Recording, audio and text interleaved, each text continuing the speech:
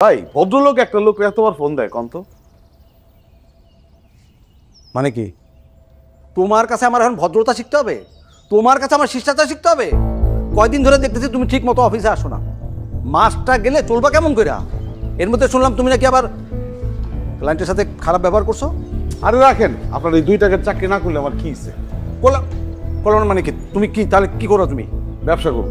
ব্যবসা করো মানে? দেখো 2 দিনের ফকিরনি ভাতের কো অন্ন, তাই না?